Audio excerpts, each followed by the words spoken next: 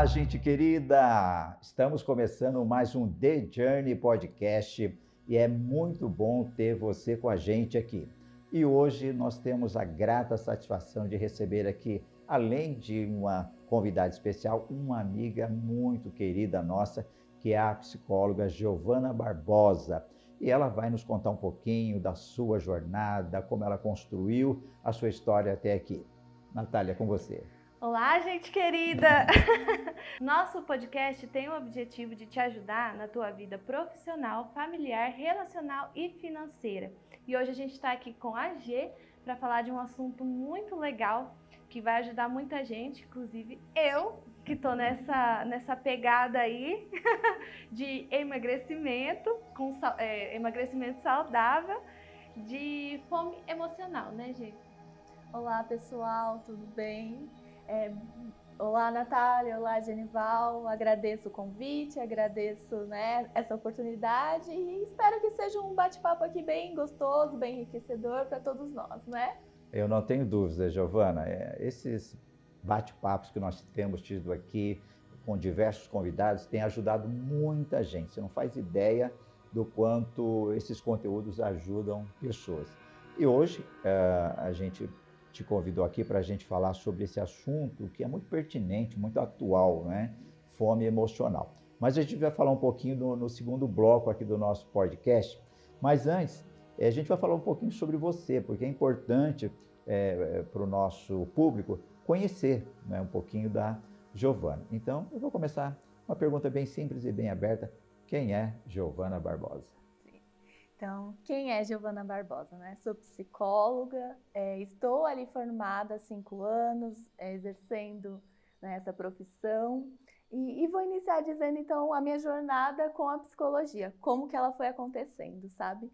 Sabe aquela frase clichê que dizem, não foi eu quem escolhi a psicologia, foi a psicologia que me escolheu? Então é mais ou menos isso que aconteceu comigo. Entrei ali no 3º ano do ensino médio, então tinha que decidir, né? Que rumo que eu vou tomar na minha vida? Que curso, o que eu vou fazer? E comentando com pessoas próximas, com pessoas ali, né, que fazem parte do meu convívio, uma pessoa específica me disse, por que você não tenta psicologia? Acredito que combine com você.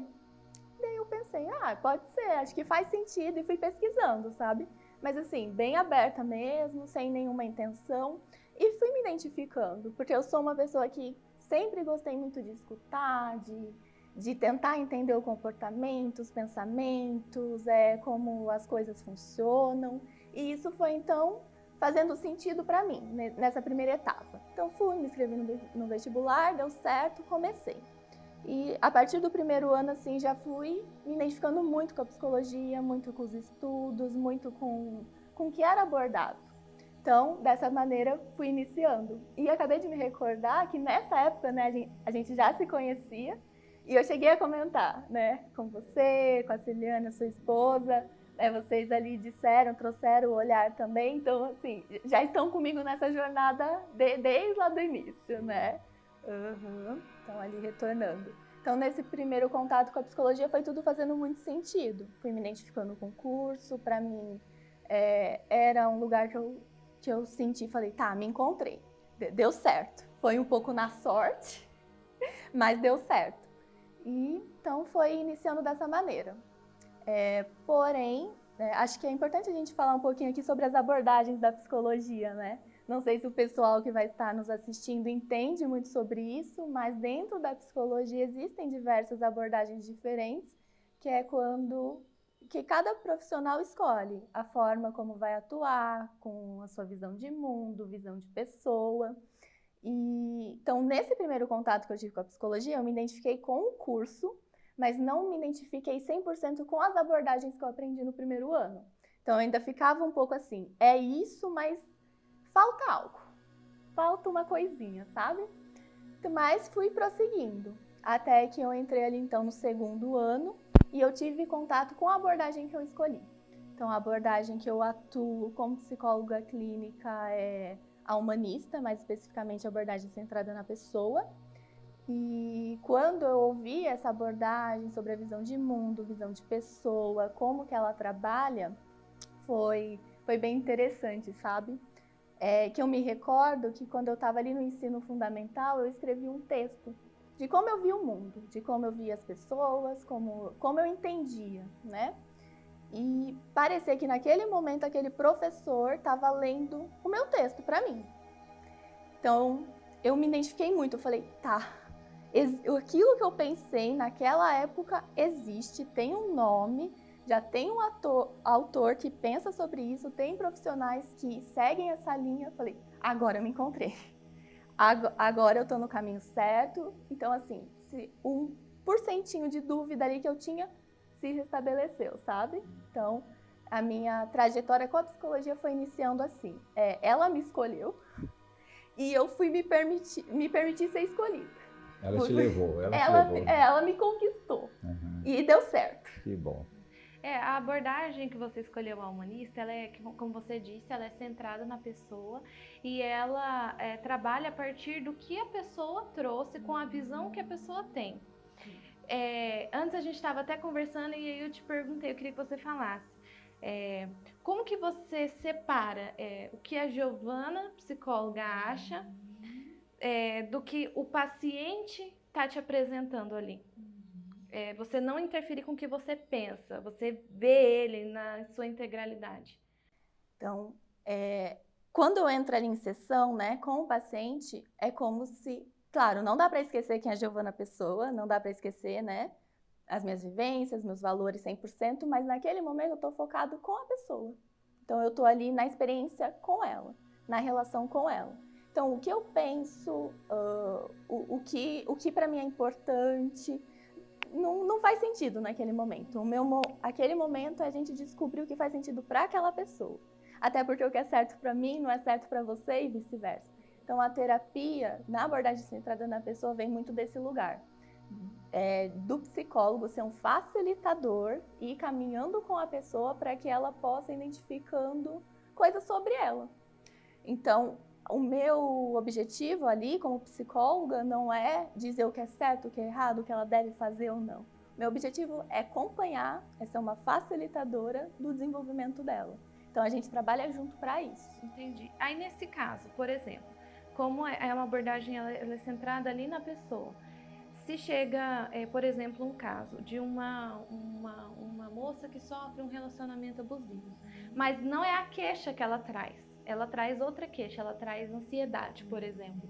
Como que você vai levar ela, não levar, né, mas fazer ela se escutar de uma forma que ela identifique que também o problema é esse relacionamento abusivo? Ou você vai trabalhar só com a queixa, ansiedade que ela trouxe? Então, a gente vai iniciando ali sobre o que ela está trazendo, mas não tem como eu saber se aquele relacionamento é abusivo ou não, porque é a pessoa que tem que identificar. Então, eu estou ali com ela.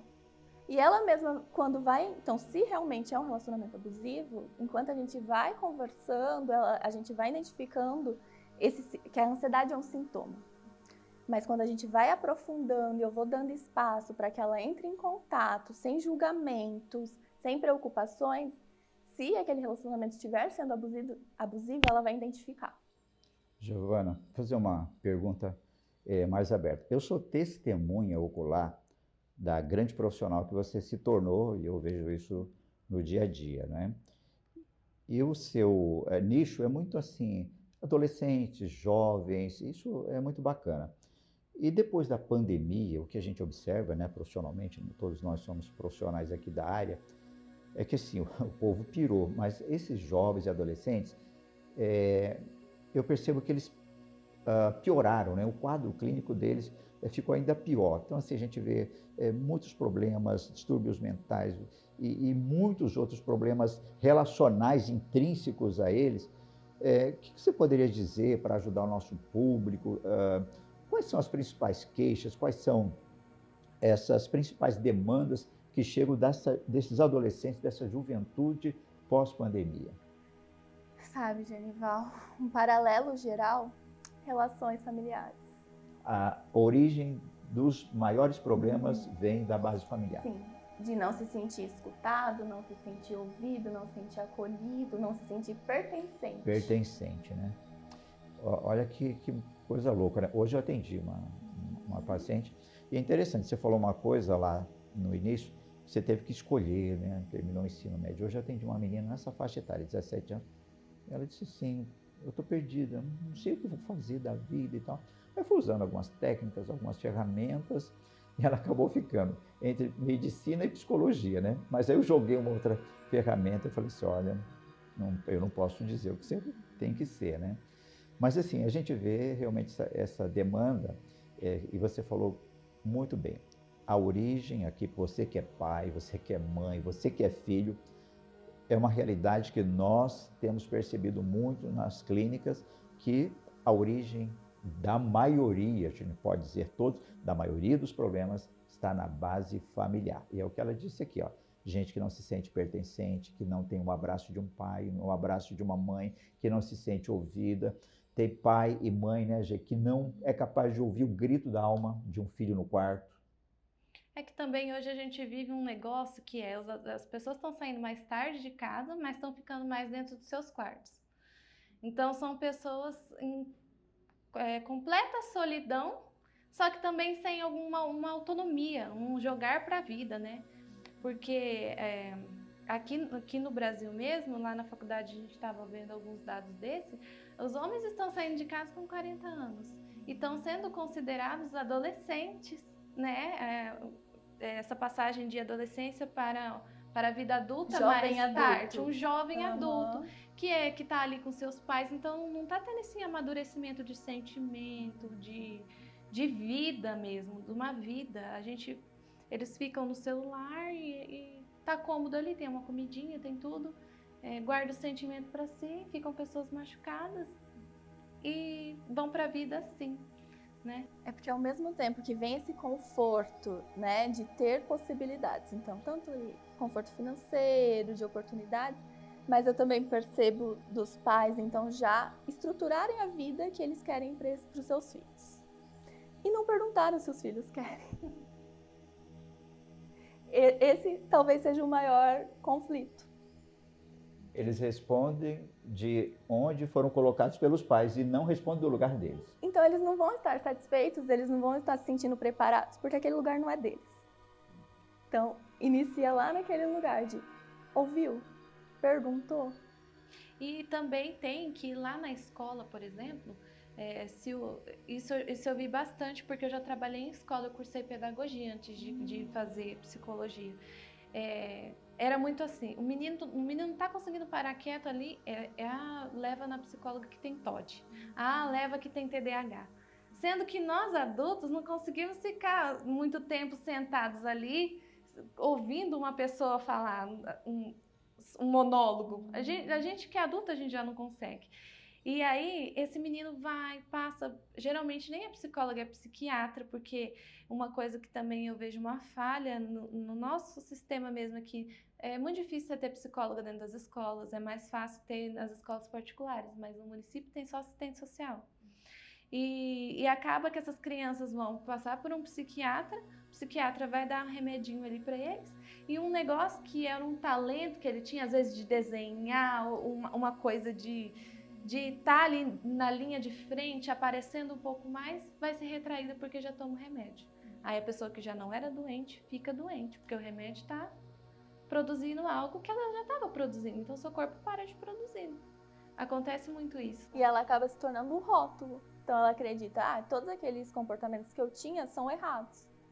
Então ela vai se anulando. E na verdade seria o potencial dela.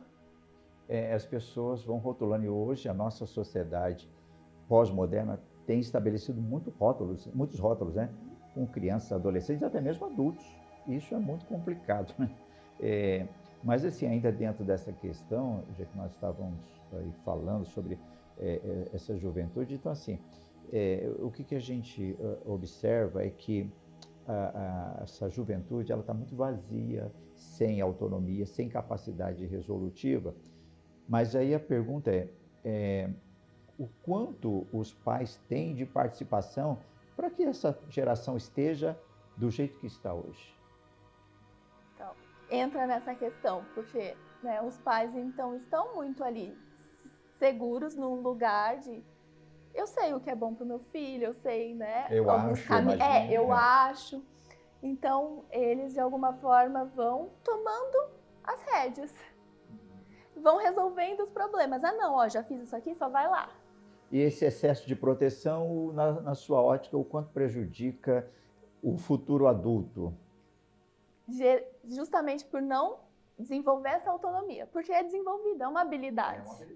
Então, se os pais querem ser super protetores, querem fazer tudo pelos filhos, e que bom que consegue, que bom.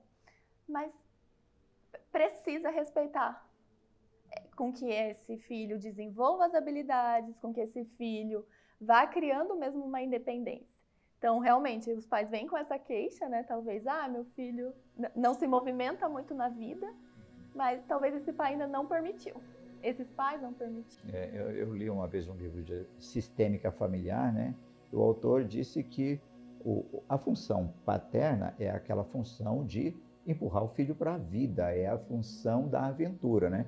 E quando esse garoto completa 18 anos, ele tem que ir para a vida dele, já ter uma certa autonomia. Mas o que a gente vê hoje, essas disfuncionalidades na família estão gerando aí garotões de 30, de 40 e que não tem ainda essa autonomia. Eu também percebo que a gente aqui, na nossa cultura, é tudo muito extremista. Ou a criança ela é super protegida, ou ela é super deixada de lado. Liberdade não total. Tem um meio. É muito difícil você encontrar um meio termo. E assim, é difícil também para os pais, né? Tem uma coisa que eu sempre digo em terapia, que no papel de pai e mãe, todo mundo vai errar. A questão tem que tentar errar menos. E buscar ajuda também, Sim, né? e buscar se desenvolver, buscar entender, porque né, nasce um filho, nasce uma mãe. Exatamente, né? Tem toda essa questão. Porém, algumas habilidades precisam ser desenvolvidas. E é buscar isso. Sim, e se essa mãe, esse pai não deixa o garoto andar de bicicleta, não deixa brincar na rua e ficar, né, dentro daquela bolha, esse garoto vai ter muitas dificuldades, vai inibir suas potencialidades, seus pensamentos e vai viver dentro daquela bolha e depois ele não vai saber sair ou pelo menos vai ter muita dificuldade, né? Hoje, agora voltando um pouquinho na sua história, depois acabou ali a sua vida acadêmica. E agora? Sim. Como que foi? É aí que vai entrar agora o que vamos falar sobre aqui hoje, que é a fome emocional, né? Então vai entrar isso na minha carreira. Então, enquanto eu fazia psicologia, meu namorado, que hoje é marido, mas namorado na época, ele começou a cursar nutrição. Então a gente, né, se via todos os dias, porque a gente fazia no mesmo período, e então a gente sempre trocava muitas informações. Eu falava o que eu aprendia, ele falava o que ele aprendia, então é como se eu tivesse feito, né, muito entre aspas, também a faculdade de nutrição. Porque eu ajudei ele nos trabalhos, ajudava a estudar a prova, tinha uma troca. E a gente foi vendo como uma coisa se relacionava muito com a outra.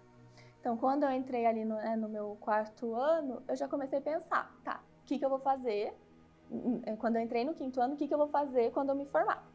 Então, eu já tinha uma ideia que eu começaria a atuar na área clínica, que era o meu desejo, sempre foi. Na faculdade, eu me identifiquei muito nos estágios, então, isso eu já tinha uma certeza. Mas eu comecei a pensar, quero me aprofundar e me especializar em algo. Então, no 5º ano mesmo ali, eu acho que eu peguei antes de pegar meu CRP, eu já estava matriculada na especialização de transtornos alimentares. E que veio muito desse lugar do interesse que eu percebi que, né, o meu marido tinha e que a gente podia trocar muito, sabe? Muitas informações e que um poderia agregar muito na carreira do outro. Então, e aí eu entrei já nessa especialização e fui iniciando a minha trajetória dessa forma. Entendi. E aí você decidiu abrir a sua clínica. Como é que foi? Primeiro paciente, deu um aperto, nervosa por dentro, plena por fora. Então, Tem que ser, né? Tem que ser. No primeiro ano, eu ainda não tinha minha clínica. Eu, né, sublocava por hora em uma outra clínica e então, né, mas também estava ali nessa insegurança. Só que na faculdade eu tive ali profissionais e psicólogos que eram meus supervisores, né, nos estágios, e eles me davam uma confiança, uns feedbacks bem bacanas, que eu estava num bom caminho. Então, eu usei, né, os meus 2 últimos anos, que era de estágio, eu fiz todos os estágios, atendi quantos pacientes eu conseguia para ir criando essa segurança. Então, quando eu saí, eu já estava um pouquinho mais segura. Você fez muito certo, porque lá na faculdade mesmo a gente vê, os alunos querem selecionar paciente. Ah, não, criança eu não atendo. Ah, idoso eu não atendo. Ah, esse fulano eu não atendo. Ah, eu só atendo meio-dia, depois do meio... Ali é a hora da experiência, o momento, o lugar, a hora da experiência. As pessoas perdem a oportunidade. Eu aproveitei o quanto dava, sabe? Então, assim, tinha vários estágios. Cada um tinha que ter a carga mínima de 36 horas. Cada um eu tinha mais de 100 horas de atendimento, sabe? Então, totalizando, nem sei quantas horas deram. Mas eu vivia na faculdade, eu estudava à noite, mas de tarde eu estava lá atendendo.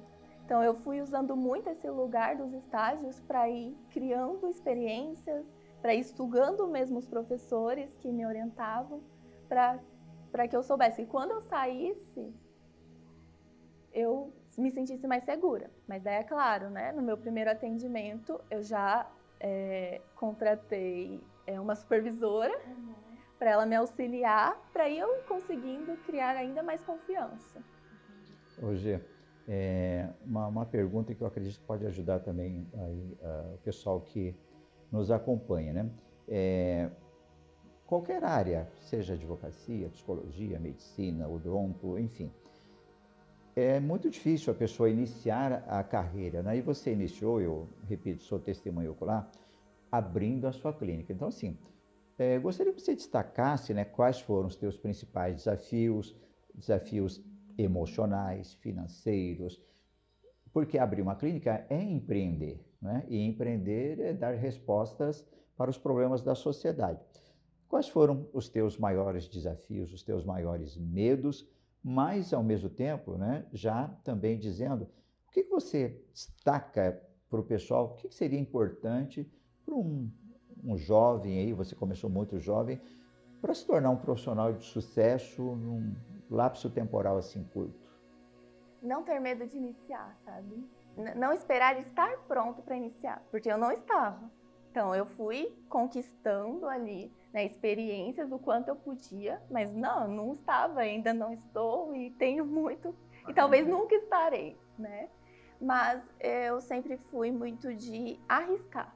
Surgiu a oportunidade? Vamos. Então, igual da psicologia, né?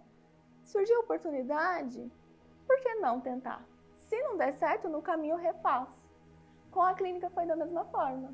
Eu comecei, então, atendendo de uma maneira mais segura, né? O primeiro ano inteiro eu não tinha uma clínica, eu sublocava por hora. Então, isso me trouxe uma segurança, porque eu só pagava a sala se eu atendia.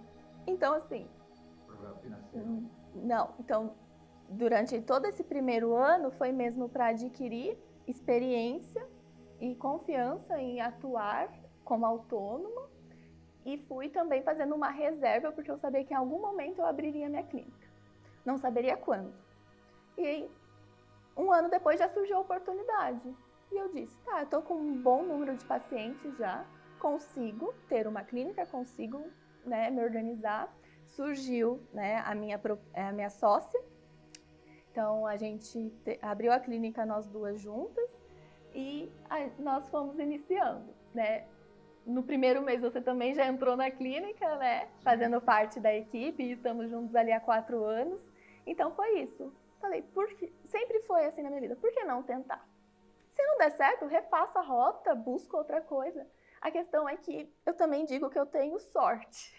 Porque sempre quando eu tento, ou não sei se eu sinto, ou se... Mas sempre vai se caminhando para algum lugar. E se não se caminha para algum lugar, vai levar para outro caminho que ainda vai fazer sentido. Sim. O risco, na verdade, é a última coisa para quem quer empreender e para quem quer vencer na vida. Quem tem medo de se arriscar, seja qual for a área, nunca vai decolar, né? Você vai ficar travado e assim, e tendo experiências frustrantes, né? Então, tem que se arriscar, tem que se jogar. É saber que a gente nunca vai ter certeza de nada. Então, quando eu iniciei psicologia, eu não tinha certeza. Eu descobri no caminho. Quando eu abri a clínica, eu não tinha certeza, eu descobri no caminho. Sim, você falou outra coisa importante, né? Eu não estava preparado. Eu não sei se a gente está preparado. Eu não sei o que é estar preparado, Você entende? né? Eu não sei o que está preparado. Eu só sei que a gente vai fazendo e vai Com fazendo. responsabilidade, é claro. Com responsabilidade. E assim, quando a gente diz não está preparado, nos entenda, por favor. Não é que a gente não estude, não é que a gente não busque conhecimento, mas sim, se você for esperar, estar preparado, fazer todos os cursos para começar a tua profissão, você vai ficar velhinho e não vai começar. E, Gê, você comentou, não foi eu que escolhi a psicologia, ela que me escolheu. Mas pro resto do mundo, nem sempre funciona assim. E há uma ansiedade das pessoas, dos jovens, né, que acabam saindo do ensino médio e aí tem que escolher alguma coisa para fazer. O que você pensa sobre isso? Porque tem gente que tira um ano sabático ali, né, para escolher, se entender. Tem outros que já entram de uma vez. E isso gera uma ansiedade. Qual que é a sua opinião sobre isso? É que realmente, né, sair ali do ensino médio, já ter uma decisão para tomar grande como essa, é muito complicada, né? Traz ali toda uma preocupação, porque a pessoa fica com a ideia, tá, eu tenho que escolher algo que eu vou fazer pro meu resto da vida. Nessa idade. Mas eu sempre trago ali para os meus pacientes que estão nessa fase, na seguinte questão. Não é um pacto de sangue. Você pode escolher e se não der certo, você refaz a rota. Tenta. Porque senão vem com essa pressão, eu tenho que ter certeza do que eu vou fazer pro resto da minha vida. Como assim você vai ter certeza? Ninguém tem. Hoje eu tenho certeza que eu quero ser psicóloga e continuar. Mas quem me garante que daqui 20 anos eu vou ainda ter essa certeza? Pode mudar, as coisas mudam, a gente muda, né? A gente muda. E nesse caminho que você vai trazendo essa realidade para os seus pacientes, você fala com os pais também? Porque às vezes são os pais que obrigam esse adolescente, não, você não pode parar, se você parar, você nunca mais vai estudar. Você tem essa conversa? Então, no atendimento com adolescente, né, os pais também fazem parte quando a gente vê necessário. Então, sim, cabe uma orientação, cabe ali um olhar diferenciado para os pais entenderem, calma, só tem 17, né? Tem tempo. É que é uma pressão muito grande, né, para você, como você disse, para decidir algo que você vai fazer a vida toda. É assim que a gente pensa, né? Então, é um peso, né? Parece que está carregando uma caçamba nas costas. E aí tomar essa decisão assim tão cedo é muito difícil. Mas o que você falou eu achei muito interessante, né? Que o problema é se errar. Se errar, refaz a rota, vai fazer outra faculdade. É claro que o pai vai xingar, vai querer mandar embora de casa. Você gastou dinheiro, moleque, menina, você gastou meu dinheiro e tal. A gente vai ouvir isso, mas assim, tenta, né? Vai que você se descobre no caminho, né? Eu, hoje, nessa área, tantas coisas aconteceram, a minha formação, assim, de faculdade básica foi Direito. Olha só. Direito. E, ó, Nada a ver. Eu concluí o curso, hein, gente? De que dá para refazer a rota várias vezes, exatamente. se for necessário. Só que aí, ó, algumas coisas vão chamar a atenção. Por exemplo, no direito, o que me encantava no direito? A filosofia do direito. Eu não gostava do direito material. Eu gostava daquelas matérias da psicologia do direito, da filosofia do direito. Eu gostava da sociologia no direito. Essas coisas do universo da inteligência humana é que me chamavam a atenção. E percebe a importância, então, de ter entrado no direito? Exatamente. E aí, você se arrepende? Nem um pouco. Foi um baita de um curso que me ajuda na vida. Foi um caminho que te levou pro lugar que você se encontra mais. Exatamente. Mas precisou passar por ali para saber, né? Exatamente. Depois eu fiz o bacharelado em teologia. Estudar sobre Deus. Mas não tem como estudar sobre o Criador se não estudar a criatura. Aí você vai estudar a criatura, aí você vê que ele tem sentimentos, que ele tem emoções, que ele erra. E a Bíblia diz, né, que o que eles erraram, ela rasga o verbo, o cara errou isso, fez não maqueia. Aí tudo isso foi me trazendo um leque, um arcabouço muito bacana. Essa fala sua foi muito importante, que você trouxe, assim, uma leveza, assim, não, se errar, recalcula a rota. Foi muito leve o jeito que você trouxe, porque, pelo menos pra mim, assim, eu nunca fui muito cobrada pelos outros, mas eu sempre fui, eu mesma me cobrava muito. Então, quando eu decidi cursar uma faculdade, desde pequena eu já sabia o que eu queria. Eu queria fazer veterinária, nada a ver. Olha só! E aí eu... Os bichos têm sentimentos também. E essa faculdade ela é integral. E aí eu precisava escolher, ou eu trabalho ou eu estudo. E aí eu fui trabalhar. E eu ficava, eu não vou fazer nada se não for isso. E eu me fechei assim, depois fui me cobrando. Nossa, olha a idade que você já tem, se não... E fui entrando naquela cobrança e não vendo o leque de possibilidades que eu tinha. Até começar a estudar por conta sobre psicologia. Fiquei 2 anos estudando por conta. Estudando sobre psiquiatria e psicologia, 2 anos. Eu lia artigos, eu assistia palestras, eu ouvia, porque na época era só... Podcast não tinha o vídeo, era só no Spotify, né? Então eu via podcast, não sei o quê. E eu ainda não tinha notado que eu podia fazer uma psicologia. Mas sabe por que muitas das vezes isso acontece, Natália? Olha o que você trouxe na sua fala. Desde criança eu sabia o que eu queria, era veterinária. Então parece que a pessoa cria, não, eu sei o que eu quero e não abre mão daquilo. Isso. Que não, se eu abrir mão disso, eu sou uma pessoa perdida. Eu pensava que eu não era uma pessoa de opinião se eu não fosse até o fim, entendeu? Eu sempre fui assim, o que eu vou começar, eu termino. Só que aquela Natália que decidiu fazer veterinária nem existe mais. Tinha 5 anos, não era uma pessoa com 26, 27. Sim, porque, claro, é uma história bonita, né? Contar, olha, desde os 5 anos eu escolho ser veterinária, né? Sim. E criar, mas igual eu trouxe, olha, a minha história da psicologia nem é tão bonita. Ela que me escolheu, eu não tenho um romantizado isso. Mas é se abrir pra isso. Abre mão da história bonita. E aí eu ficava muito presa nisso, sabe, Gê? Presa, assim, e estudando sobre ser humano, sobre sentimentos. Eu sempre me chamou muita atenção sobre os transtornos.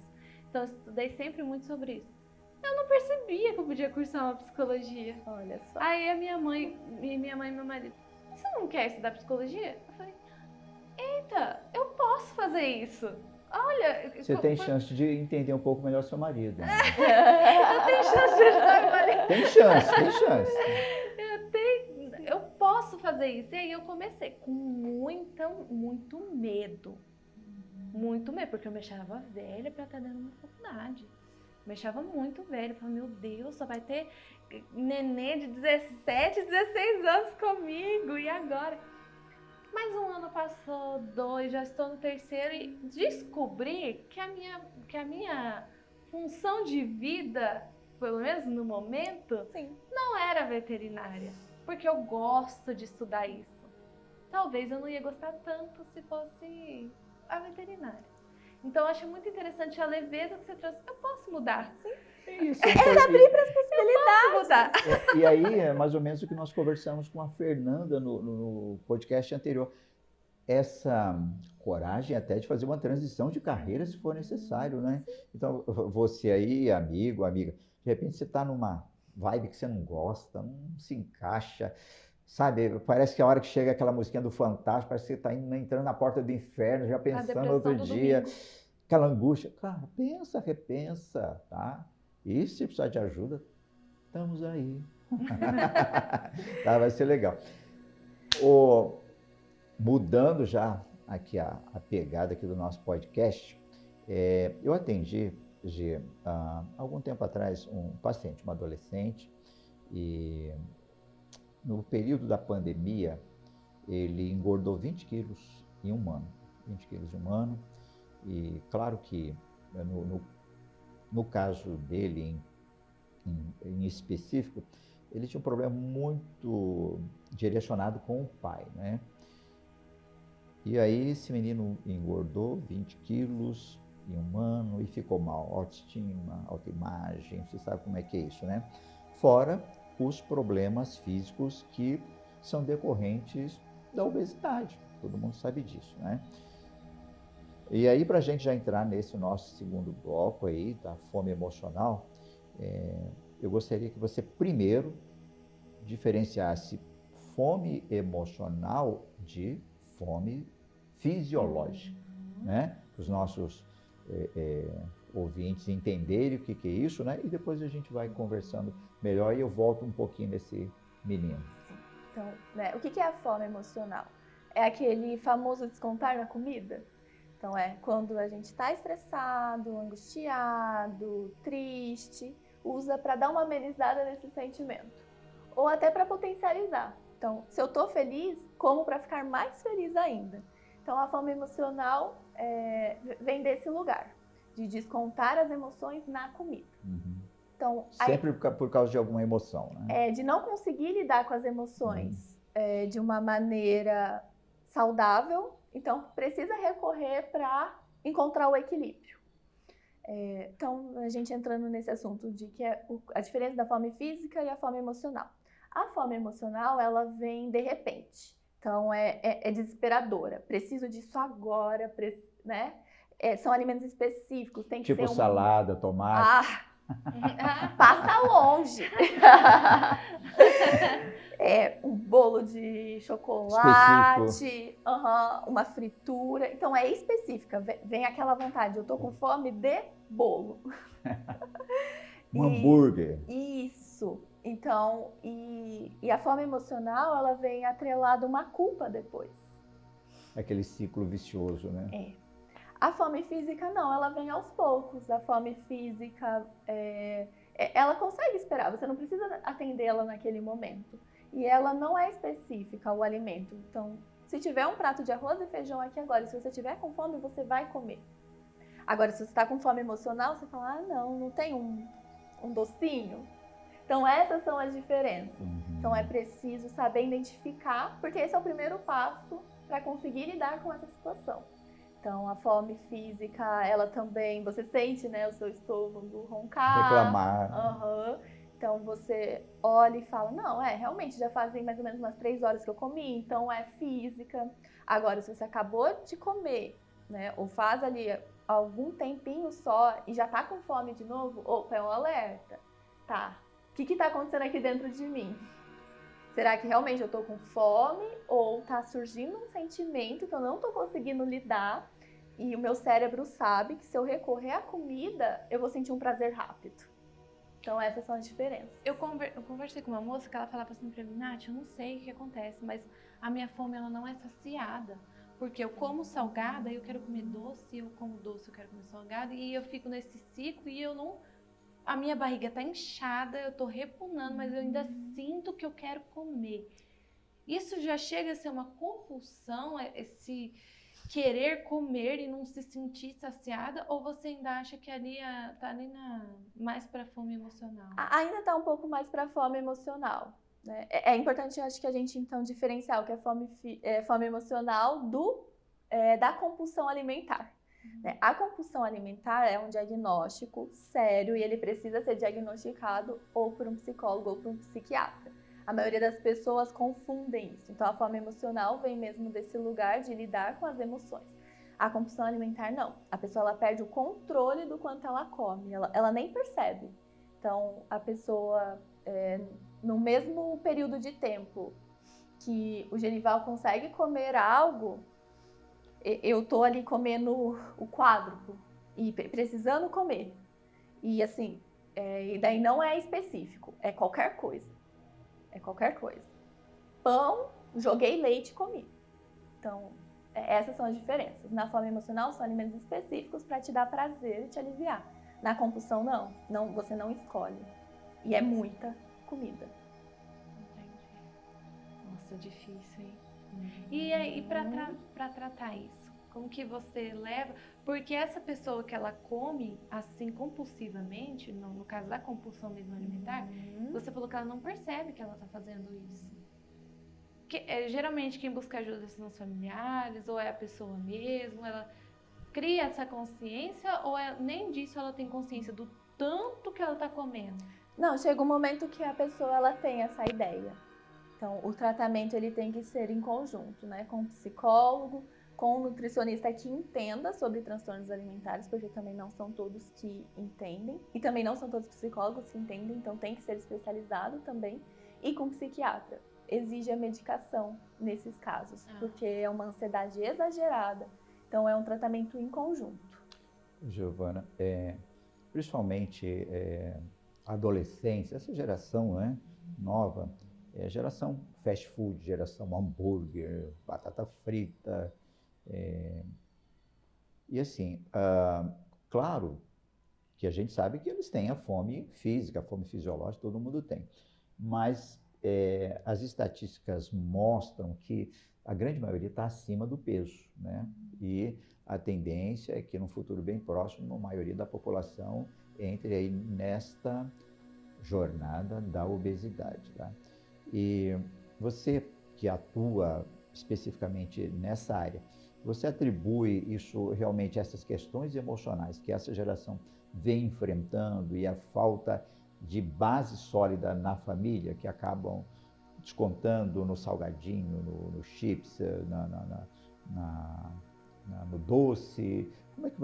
Qual é o teu olhar para isso, para essa geração que está cada vez mais aí obesa e uma geração fast food? Eu sempre digo que para a gente entender, né, por que a gente se comporta como se comporta, pensa como pensa, sente como sente, a gente tem que olhar para a nossa história de vida. Então, da onde surge isso? Desde criança, como que você aprendeu a lidar com seus sentimentos? Seus pais te ensinaram a lidar com esses sentimentos? Ou eles foram também delegando isso? Então, vamos trazer um exemplo. A criança vai, ela tá correndo, ela cai e rala o joelho. Ela começa a chorar. Por quê? Tá doendo. Tem uma dor ali. Só que esse pai não consegue lidar com essa situação, não consegue lidar com esse choro dessa criança. Então ele diz, não foi nada, já passou, né? Acabou. Só que a criança tá sentindo aquela dor. Aí ele vê um docinho e fala, toma aqui, come que passa. Então o que essa criança vai aprendendo? Opa, eu não estava sentindo dor. Não era meu joelho, talvez seja fome. Vai confundindo a cabeça. Vai educando ela dessa forma. E daí o que ela aprende? Sempre quando eu sentir um desconforto ou algo não estiver legal, come que passa. Então, sim, né, os pais, então, né, por essa geração tá assim, é que os pais também não souberam lidar. Os pais também não sabem lidar com os próprios sentimentos, então eles não conseguem ensinar os filhos a lidarem com os sentimentos deles. Então isso vai atribuindo. Só que é muito interessante que agora essa geração adolescente, eles querem saber lidar. Então acredito que as futuras vão estar bem preparadas emocionalmente, porque eu vejo... Então, eles estão buscando. E também uma reflexão de, meus pais não conseguiram, meus pais não sabem lidar, mas eu vou conseguir. Eu vou lidar com os meus para lidar com os meus filhos. Quando essa criança teve falta, esse adolescente teve muita falta, muita escassez dentro de casa, aí de repente ele tem oportunidades, ele quer comer um caminhão de comida. Você vê muito essa realidade também? Pode acontecer. Acho que como em qualquer situação. Alguém que passou necessidade na infância e quer suprir agora na vida adulta. Isso pode ser ou com comida, ou com sapatos. Qualquer outra coisa, né? E a gente pode ver assim que para essa geração ela é muito mais difícil. Porque antigamente era, tá com fome? Pelo menos a minha mãe, né? Mãe, tô com fome. Tem arroz e feijão na geladeira, vai lá esquentar. Era assim. E essa geração é mais difícil porque elas estão mais, como a gente comentou anteriormente, mais super protegidas, né? O pai quer dar o que ele não teve, né, para a criança. E aí o que acontece? Tem o celular. Então, 6 horas da tarde, as empresas que fazem o tráfego pago, elas já estão ali, lanche. Então, o pessoal tá rodando no Instagram, aparece Burger King, sim, aparece pizza de não sei aonde, café da manhã, aparece a propaganda das padarias, almoço. Então, essa pessoa, a gente tinha TV, mas a criança, depois do desenho, ela tava brincando na rua. Agora ela tá jogando. Então, e olhando o Instagram, porque agora nós temos a nossa geração de TikTokers, YouTubers e tudo mais, né? E eles ficam mais ali, e tem essa propaganda ali para eles. E junta com a frustração, com a ansiedade, você acredita que esse também pode ser um dos motivos pelo alto índice de obesidade que a gente está tendo? Porque é muito acessível, né? Então você não precisa nem se movimentar. Então tá com o celular aqui, pede, já chega na sua casa rapidinho. E claro, você não vai pedir uma comida saudável, você vai mais para essas, né? E então o que a comida traz? Um prazer momentâneo, rápido. Então ele te alivia. E as entregas são rápidas e os fast foods são rápidos. Então é tudo muito rápido. E você não precisa ter nem contato com ninguém mais. Não. Você não precisa ligar, Falar. perguntar o que tem. Você olha lá no iFood e pesquisa e pronto. Sim. Não tem nem mais ansiedade. Eu odeio falar no telefone, tem que falar. Não tem barreiras. Não tem. Giovana, aprofundando um pouquinho mais agora, a gente falou um pouquinho de falta, né? Falta de comida. Mas vamos pensar agora na falta psíquica, né? Essa criança que não teve afeto, atenção dos pais, amor, que viveu num ambiente familiar muito conturbado, de brigas e tal, ela vai se desenvolver com uma falta psíquica que ela vai tentar compensar de alguma forma. E a gente sabe que uns vão para as drogas, outros vão para o álcool, outros vão para compras compulsivas e muitos vão para a comida. Aliás, uma boa parte vai para a comida, né? Só que assim, a pergunta que eu quero te fazer é que a grande maioria não sabe. Ele não sabe por que está comendo tanto, ele não sabe que ele tem essa falta, que ele está buscando alguma coisa, alguma compensação, né? E aí quando ele olha para a sua imagem no espelho, ele fala, meu Deus, eu não estou reconhecendo, né? Foi o caso desse menino. Não estou me reconhecendo, 20 quilos a mais, se não me falha a memória. Como é que a gente pode ajudar o nosso público, né, para olhar, fazer esse olhar mais introspectivo e trilhar uma jornada de autodescoberta, de autoconhecimento, para descobrir a origem, né? Por que eu estou buscando essa fuga, né? Por que o meu refúgio é tanto na comida, né? Então é entender que todo excesso esconde uma falta. Então, independente de qual área seja, né? Como você usa esse excesso, mas todo excesso esconde uma falta. Então, se você percebe que de alguma maneira, aqui eu tô me excedendo, já é um indicativo de olhar para dentro, de tentar entender. Só que é muito difícil fazer isso sozinho, né? Porque isso é um sintoma. Então, é um sintoma. Eu tô comendo demais, eu desconto na comida quando eu tô ansioso, quando eu tô triste. E a gente precisa descobrir o problema, né? Qual é a raiz do problema? E cada um vai ter a sua.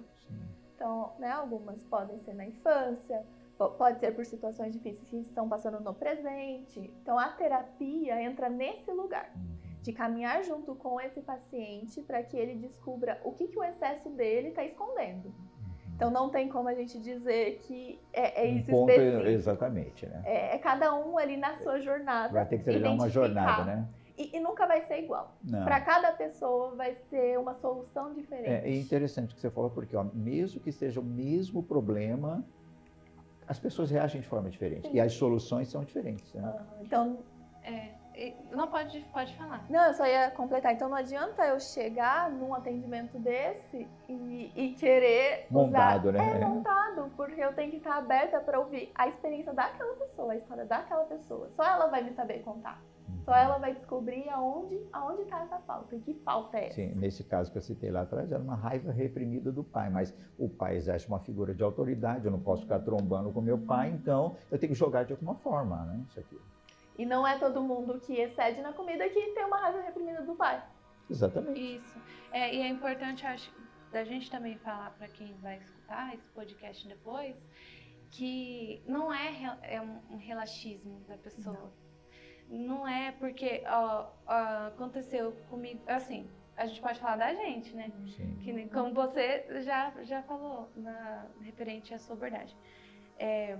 Teve uma eu pesava 48 quilos e eu nunca engordava. Eu cogitava tomar remédio para engordar, porque eu sempre era a Olivia Palito do meu espaço. Então, o pessoal da minha família até tirava sarro de mim, por causa que eu era muito magrinha.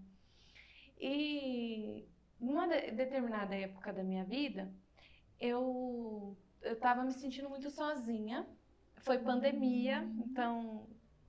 Cara, faculdade online, tudo online, eu ficava muito sozinha, medo de tudo, né? Porque no início a gente não sabia, né? O que ia acontecer, e se minha mãe pega, se meu pai pega, e agora? E aí eu me sentia muito sozinha. E nessa época eu não tinha espelho na minha casa, de corpo. Eu tinha um espelho, sabe aqueles que ficam no banheiro, que só pega até aqui, assim? Eu não tinha.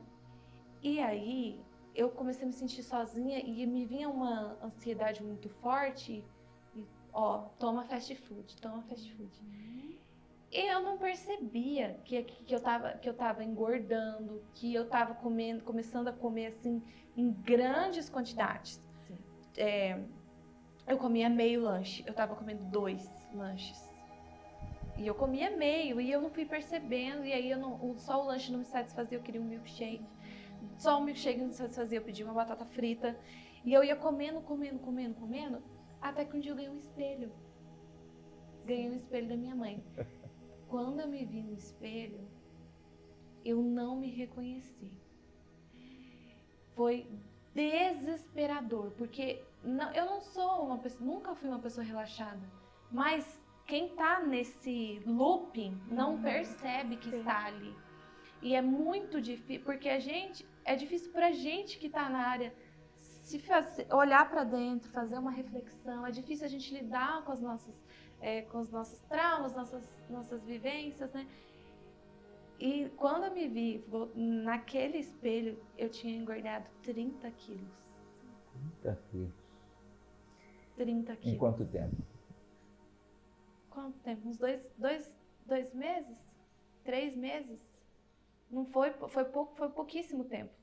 Quase um ano. Não foi quase um ano, foi bem menos. Foi bem menos, porque foi no intervalinho ali. Não chegou nem no outro ano da pandemia. Eu tô falando pro meu marido ali atrás. E então, ela não está louca. Eu falo, não é vozes da minha cabeça. E aí, enfim, engordei 30 quilos. E, assim, as coisas não estavam mais me servindo, mas... Desespero, né? Mas, não, como foi acontecendo, eu falei, não serve mais. É sutil, Vou né? doar. Aí minha mãe me dava as roupas dela e eu comprava outras e foi acontecendo, só que eu não me vi ainda. Quando eu me vi... Gente, eu fui uma pessoa que eu nunca precisei fazer dieta. Eu não sabia o que era comer regrada. Até hoje ainda é difícil pra mim. Mas, gente, então eu queria deixar claro que não é um relaxismo. Que depois que essa pessoa entra nesse loop, é uma guerra eterna. Pra Ninguém você, é o que é por acaso, porque você já aprendeu que você se satisfaz ali. Seu cérebro já relaciona isso. Já Então é relacionou. rápido. É muito rápido. Então, qualquer sentimento ruim, você pode sarar ali na hora. Certo? Que depois que eu me vi no espelho, aí eu sentia a culpa. E aí doía mais, aí eu comia mais. Eu fiquei nesse looping assim, tanto tempo, até vim para Arapongas. Quando eu vim para Arapongas, eu já estava com 78 quilos. Então, de 48 eu fui para 78 quilos. E aí eu comecei a fazer a terapia, fui na sessão com o Genival. Foi aí que eu comecei a conseguir vencer essa guerra com a comida. Sim. Porque, gente, é muito sutil. E ainda mais a comida, né? Que você lida com ela todos os dias. Você tem que se alimentar. Então, É assim, difícil. ela tá ali acessível, você vai ter ela pelo menos ali 3 vezes ao dia, você vai ter o contato com ela, então é um lugar ali muito acessível mesmo. E quando você ainda não conhece, não faz uma terapia, não conhece nada disso, porque agora tem um monte de gente falando na internet, né? Nutricionista, terapeuta, endócrino, todo mundo agora tá na internet. Na época estavam começando por causa da pandemia. Você quer fazer dieta louca. Eu entrei numa dieta chamada dieta da USP, que eu tinha que comer cenoura ralada com café e limão no café da manhã. E a gente não Era a trata... própria depressão. E a gente não trata a fome emocional com dieta. A gente trata aprendendo a lidar com as emoções. Isso piora, né? Sim, porque toda restrição vai gerar uma compulsão. Então você vai piorar a situação. Giovana, então assim, tem uma frase, depois você pode repeti-la, né? É. Eu lembro de algumas conversas nossas, é que às vezes a gente para lá nos corredores da clínica e fala um monte de coisa. Então assim, na verdade, né, para quem tem esse problema, a fome, na verdade, não é o problema, você tem que encontrar o problema. Então, se a fome não é o problema, comer não é a solução, Exatamente. né? Sim. Então, é saber identificar, né? Fome física, fome emocional. E aí, para identificar, não é física, é emocional, então, o que problema que eu tenho aqui? Não é comendo que eu vou resolver ele. Sim. Senão ele vai estar porque agravando. O problema não é a fome, é alguma coisa que Sim. essa pessoa carrega Porque consigo. senão entra num ciclo de sentir um sentimento desconfortável, desagradável, eu vou e como. Só que aí, logo que eu como, né, eu sinto um prazer momentâneo, só que ele passa. Aí vem a culpa, a frustração, um sentimento ali de eu não tenho controle, eu sou um fracasso, eu não dou conta, de novo não consegui, o que vai se tornando outro ciclo. Sente mais sentimento desagradável, aí só consegue lidar comendo, e é difícil sair. É difícil, né? Eu pegando aqui um gancho da... Ontem eu estava assistindo um pedacinho, na hora que eu cheguei da palestra lá, que eu fui dar para casais, é daqueles quilos mortais. O caso era de um garoto novo, bem jovem. Foi abusado, os pais nem perceberam, foi abusado por um garoto mais velho, e ele foi para o caminho da comida e chegou aos seus 380 quilos. Gente, e assim, é até difícil, eu como telespectador, eu senti dificuldade de ver aquela cena. Mas assim, só colocando isso aqui para você, para a Natália, para o nosso público, todos esses casos que a gente vê que as pessoas trilham o caminho, bom, não só da comida, né? Outros dormem demais, outros querem fazer outras coisas, tem uma origem muito séria por trás, né? Então, assim, por isso que é importante os pais cuidarem muito, né? Ouvir o grito da alma de um filho que pode estar gritando e o pai ouve o celular, ouve a TV, ouve tudo, mas não ouve o grito da alma dessa criança, né? Aí o caso da Natália, quer dizer, um caso aqui, engordou 30 quilos, um momento estava se sentindo sozinha, naquele tormento, né, da pandemia que a gente não sabia para onde ia. Então, assim, e o que ela falou, não é que a gente quer comer, né? Tem todo um cenário por trás disso, né? E, né, você trouxe ali a fala, né, que os pais têm que identificar o que está acontecendo com os filhos. Mas também entra num lugar difícil, porque às vezes os pais também estão lidando com situações deles. Então, o principal de tudo para conseguir cuidar de alguém, você tem que cuidar de você primeiro. Sim. Então, às vezes, esses pais também não estão bem. Então, eles não vão conseguir ter um olhar pelos filhos. E não porque eles não são bons pais, porque eles também estão lidando com questões internas, questões emocionais que precisam ser olhadas. Então, acho que é bem importante a gente ressaltar isso, que qualquer pessoa precisa olhar para dentro primeiro. Então, para esse pai conseguir ser um bom pai, para essa mãe conseguir ser uma boa mãe, ela vai ter que olhar primeiro para as suas necessidades, para as suas faltas. Porque só assim ela vai conseguir olhar para a falta do filho. Sim. E sempre aquela dica que a gente dá, né, Gê? Buscar ajuda. Não ter medo de buscar ajuda, porque a gente não sabe de tudo, a gente não vai resolver tudo, não adianta, a gente tem que buscar parcerias, ajuda profissional para casa não cair, né? Sim. E qual que é o primeiro passo para sair desse ciclo vicioso da fome emocional? Então, é identificar, né? Identificou que é a fome emocional? Então, tem alguma coisa ali acontecendo que você não está conseguindo lidar. Que sentimento é esse? Então, é aprender a se conectar com você e ir fazendo essa reflexão. Tô ansioso, tô triste, tô com medo, tô preocupada. O que aconteceu na minha vida que está trazendo esse sentimento? E ir resolvendo ele. Porque é para isso que ele está sinalizando naquele momento. Então, quando você resolve, ou quando você entra em contato, você não precisa comer. Porque o seu cérebro já vai sentir o prazer ali, que precisava naquele momento. Então, o primeiro passo é identificar, saber lidar com as emoções desconfortáveis. Então, mesmo que identifique, é fome emocional, mas eu tô muito ansiosa ou com muita raiva, então eu até brinco, né? Para não perder o réu primário, coma! Não tem problema usar a comida em alguns momentos para sentir prazer, para se amenizar. O problema é quando você faz isso todas as vezes, com muita frequência. Né? Mas de vez em quando, na semana de TPM para as mulheres, coma. Só que seja adulto, responsável o suficiente para arcar com as consequências. Comi, eu escolhi comer, então não tem por que eu estar culpada. Porque senão você entra nesse lugar, tá?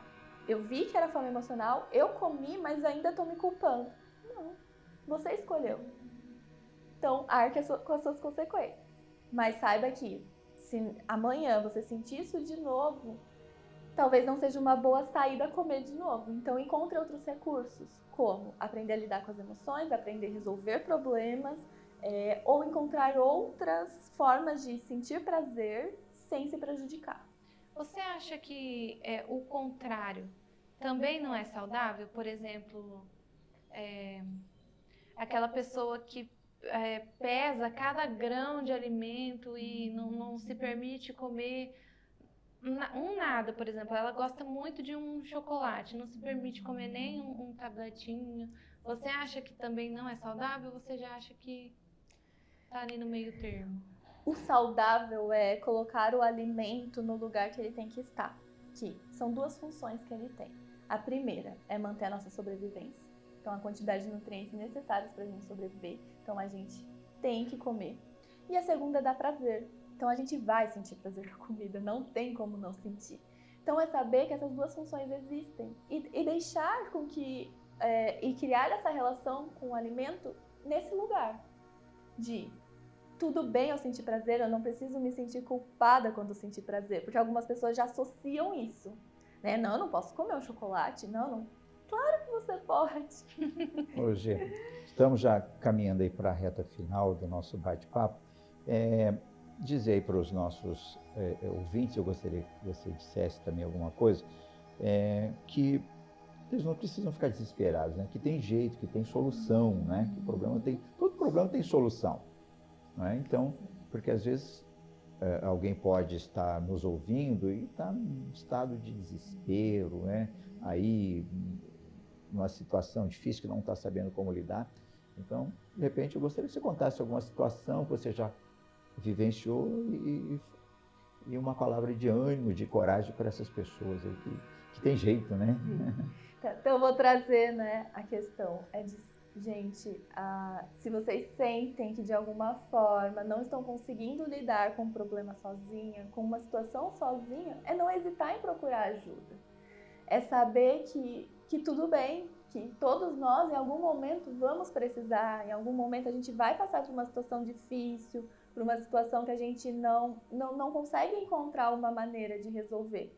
Então, existem profissionais que estudam, que estão ali preparados para te receber, preparados para caminhar junto com você nesse lugar de desenvolvimento pessoal. Então, a vida ela já é muito complicada, ela tem muitos afazeres, a vida adulta não é fácil, mas ela pode se tornar um lugar leve, um lugar mais tranquilo, para que possa se viver uma vida saudável, uma vida confortável, uma vida plena. Mas para isso tem que se conscientizar de tudo bem, né? Você não vai se tornar uma pessoa fraca por procurar ajuda, você não vai se tornar uma pessoa ali que não dá conta das coisas. Não. Se existe, né, um profissional para isso, por que não recorrer a ele, né? Exatamente. E assim, né? Outra coisa que às vezes as pessoas pensam, eu gostaria que você também falasse sobre isso, às vezes as pessoas pensam que psicólogo, psicanalista, a gente é super-homem, super-mulher, que a gente não tem problema. Fala um pouquinho para o nosso público, que a gente tem problema também. Somos pessoas como qualquer outras, né? Lidamos com as nossas questões. A questão é que a gente tá a gente se conecta, a gente sabe e a gente então vai lidando Lida um pouco melhor, isso. Né? Uhum. Porque a gente tem a consciência. Tem a consciência. Né? De que tudo bem, eu não consegui dar conta disso agora, então deixa eu olhar para dentro. O que está acontecendo aqui? Né? O que é esse sentimento? Porque nós também sentimos, né? A diferença é que com, né, a nossa profissão, também com a nossa jornada de terapia, né, porque psicólogo também faz terapia, nós aprendemos a gerenciar as emoções. Sim. E é isso que a terapia proporciona para os pacientes, aprender a gerenciar as emoções. Exatamente. A gente tem essa facilidade de fazer uma viagem interior e organizar as ideias, né? E não que seja fácil. Não é mesmo. Às vezes a gente capota o carro na jornada. Com certeza. O que eu acho importante também é a gente não medir a nossa vida com a régua da vida do outro. Exatamente. Com a régua da vida da blogueira que está lá falando que ela come aquela comida sempre, que ela toma pílula para colágeno, pílula para emagrecer, pílula para crescer cabelo e não sei o quê. Porque ninguém tem a realidade igual. Não. Às vezes, você não vai ter um corpo lipoescultural se você não fizer uma lipo. E tudo bem não fazer. Você não precisa das coisas do outro. Às vezes eu acho que as pessoas estão descendo por causa disso, porque elas veem aquelas mulheres lindas, com preenchimento labial, com botox, com silicone, com não sei o quê. E elas querem aquilo porque o outro é daquele jeito. Não vê a beleza em ser ela mesma. A comparação, Natália, é o caminho mais rápido para a frustração, né? Essa tal da comparação tem destruído a vida de muita gente. E tira o brilho, porque a gente brilha no nosso individual. É o que a gente tem de diferente para mostrar para o mundo que brilha, que chama a atenção do outro. Eu acho que a gente poderia definir, né, indo para o final, acho que essa frase definiria bem. Seja você Natália, você Giovana, eu Genival, Rafael que está do outro lado, sejamos a melhor versão de nós mesmos. Sim. Sejamos a melhor versão de nós mesmos. Então, seja o melhor Genival, seja o melhor Rafael, a melhor Giovana, a melhor Natália que você puder. Seja pancada. Sim. Você fez uma palestra que eu assisti, que você falou assim, que a única comparação que é certa é quando você se compara com você mesma. Sim. Se comparar com o seu eu do passado. Com o seu eu do Então, passado. a Giovana de hoje se comparar com a Giovana do ano passado. Essa é a única comparação válida, porque só eu vivenciei a minha história, só eu vivenciei as minhas experiências, só eu sei o que eu passei. Então, eu só posso me comparar com quem eu fui. Quando eu me comparo com o outro, eu sempre vou sair perdendo. Claro. Até porque a gente tem que entender uma coisa. Sempre vamos ver pessoas à nossa frente e gente para trás também. Tem jeito, a vida é assim. Então, se você ficar se comparando, né, com gente que está lá na sua frente, não. Eu acho que você pode até se inspirar, né, pegar como modelo. Sim. Poxa, essa pessoa, eu gosto. Então, o que eu vou fazer? Eu vou descobrir... No seu caminho, exatamente, não o caminho os dela. quais foram os caminhos, né, e vou aplicar isso para a minha vida do meu jeito. Sim. Entendeu? No meu ritmo. E tá tudo bem. Sim. Giovana, suas considerações finais. Então, gente, para finalizar, né, quero agradecer o convite, agradecer a oportunidade. Espero que tenha sido para o pessoal que vai assistir, assim como foi para a gente, algo leve, algo gostoso, né? Talvez se deixar a gente ficaria aqui, mas tem mais coisas para dizer, né? Claro, a gente vai sempre ter, né? Mas tá, espero que tenha sido ali um momento muito enriquecedor e que tenha feito algum sentido. Que cada um possa refletir mesmo sobre como está lidando com as suas emoções. E se não está conseguindo lidar de uma maneira que você considera saudável nesse momento, tudo bem. Tem pessoas que podem te ajudar nisso, tem profissionais que vão estar ali para te acolher, para te ajudar nessa caminhada. E é isso. Natália, suas considerações? Eu quero te agradecer muito, viu, Gê, porque você aceitou vir aqui no podcast. Quero agradecer você, Genival, mais uma vez, por ter me chamado para essa parceria tão legal. E para o pessoal que está assistindo, eu acho que a palavra de hoje é essa, é leveza. Se aceitar, se olhar, ver que está tudo bem e tentar melhorar no seu ritmo, do seu jeito, como você pode. Se hoje você não tem condições de pagar uma terapia, olha aqui, nós estamos aqui, né, fazendo os vídeos, trazendo pessoas especiais que podem te ajudar em várias áreas da sua vida. Suas considerações, Genival? Eu vou terminar com o que eu disse ainda há pouco. Seja a sua melhor versão. Na minha área de abordagem, né, a psicanálise não trata o passado, ela trata o passado ficado. O que é isso? São os sentimentos que ficaram desse passado, as dores, né, que você tem por causa desse passado. E é isso que você tem que aprender a lidar, como disse a Giovana, gerenciar as suas emoções da melhor forma possível e se tornar a sua melhor versão. E é possível, meu amigo, minha amiga. Eu quero te desafiar para nós irmos juntos nessa jornada.